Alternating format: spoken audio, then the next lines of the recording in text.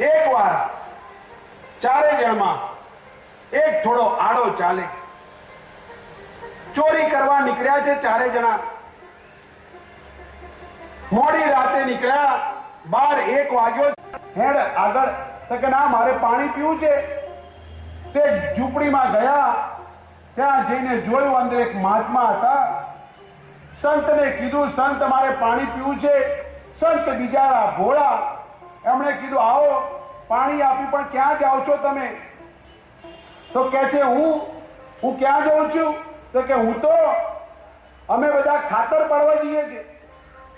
તો પેલો કે ખાતર એટલે શું? સંત તો બિલકુલ ભોળા, ખબર નહીં. તો કે તમારી હશે ખાતર પાડવા લઈ ગયા મહારાજને. પેલા 4 અને મહારાજ જોડે. એટલે મહારાજ જોડે પહોંચ્યા. ત્યાં જમીનદારના ઘરમાં ઘૂસ્યા છે અને જમીનદારના ઘરમાં ઘૂસી અને ચારે જણા વંડી ઠેકીને અંદર ગયા અને પેલા મહારાજને કે તમે અહીંયા નીચે રહો, અમે આવીએ છીએ ખાતર. તો કે હા વાંધો નહીં. કનૈયો, મારો સામળિયો, મારો શંકર, મારો ભોળો અંદર બેઠેલા. એણે કીધું કે લાવો આજે તો કરી. ત્યાં બાજુમાં જોયું ફળ પડેલા, ફળ ધરાયા, કાપ્યા ફળ. અને મહારાજે જોયું કે લાવો ભગવાનને ભોગ ધરાવવો જોઈએ. તો ભગવાનને ભોગ ધરાવવા માટે આજુબાજુ જોયું, ઘંટડી પડી હતી અને એનાથી એના બાજુમાં જોયું તો શંખ આવ્યો હાથમાં અને મહારાજે શંખ વગાડ્યો અને ઘંટડી વગાડી કરીને શંખ વગાડ્યો. 1.5 કિલોમીટર હંભરાય એટલો મોટો શંખ હતો.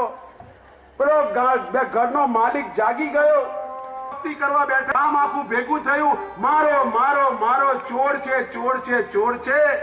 ઘરનો માલિક કહે છે ના, આને હું કઈ નહીં કરું અને તમને કરવા પણ સાદ બરાબર છે. અને માટે કે છે અહીંયા ઘડી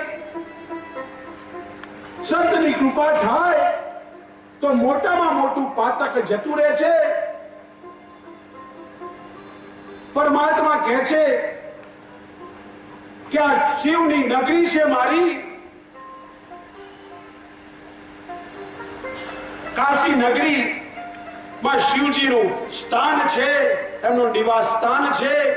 કાશી માટે શિવ પુરાણ પણ કહે છે યમ ચ શુભદા લોકે કર્મ નાશકારી મતા મોક્ષ પ્રકાશિકા કાશી જ્ઞાનદા મમ સુપ્રિયા. મોક્ષ માર્ગનો રસ્તો પ્રશસ્ત કરનાર છે, જ્ઞાન સ્વરૂપ દર્શન કરાવનાર છે, માટે મારી પ્રિય નગરી છે. કાશીમાં સ્વયં પરમાત્મા શિવજીએ અવિમુક્ત નામના શિવલિંગની સ્થાપના કરી છે અને મારા અંશવાળા આ જ્યોતિર્લિંગને તમે ક્યારેય ન છોડતા. કાશીમાં અવિમુક્તેશ્વર લિંગ સદા સ્થિર છે, જે મહાપાપીઓને મુક્તિ અપાવનારું છે. આમ શિવજી શરીર બળી જાય, શરીર પરિવર્તન પામે, શરીર સળગી જાય, શરીર ધ્વંસ થાય, શરીર પણ શરીરની ભીતર રહેલો પરમાત્મા એનો કોઈ કાળે નાશ થઈ શકે તેમ નથી. અને માટે કૃષ્ણ પરમાત્મા પણ કહે છે નૈનમ છિંદંતી શસ્ત્રાણી નૈનમ દહતિ પાવક ન ક્લેદયંત્યાપઃ ન શોષયતિ મારુતઃ. એવું કૃષ્ણ પરમાત્મા કહે છે. તો કહે છે કાશીમાં મરણ કેમ સારું? એના માટે જ્ઞાન જોઈએ, જ્ઞાન મુક્તિ. અને શ્વેતાશ્વતર ઉપનિષદ ઘોષણાને ગર્જના સાથે કહે છે ન અન્ય પંથા વિદ્યતે અયનાય. અને એના માટે શ્રદ્ધા જોઈએ. શ્રદ્ધાવાન લભતે જ્ઞાનમ સંશયાત્મા વિનશ્યતિ. સાચી શ્રદ્ધા હોય, સાચું શરણું સ્વીકાર્યું હોય, સાચું સમર્પણ કર્યું હોય, સાચું તર્પણ કર્યું હોય, સાચું અર્પણ કર્યું હોય, શરણાગત વત્સલ બન્યા હોય, શિષ્યત્વની કબૂલાત કરી હોય, તો જ તમારા કૃષ્ણ તમારા દરવાજે આવીને ઊભો છે. માટે કહે છે જીવનમાં સાચી શ્રદ્ધા જોઈએ. શ્રેષ્ઠ દ્રષ્ટાંત મારા પ્રવચનમાં દરેક વખતે કહું છું, આ શ્રદ્ધાનું દ્રષ્ટાંત જો તમારા હૃદયમાં કોતરાઈ ગયું તો જીવન ધન્ય બની જશે. શિલાલેખની જેમ કોતરી નાખશો, કોઈ તમારો વાળ વાંકો કરી શકશે તેમ નહીં. જેટલું એમની પાસે રોજ આવે, પૈસા, સંપત્તિ, ફળ, ફૂલ, કપડા, વસ્ત્રો, એ બધું જ દાનમાં આપી દેવાનું. વર્ષોથી નિયમ પતિ પત્નીનો, જેટલું આવ્યું એટલું ગયું, જેટલું આવ્યું એટલું ગયું. વર્ષોથી ચાલે આ વસ્તુ.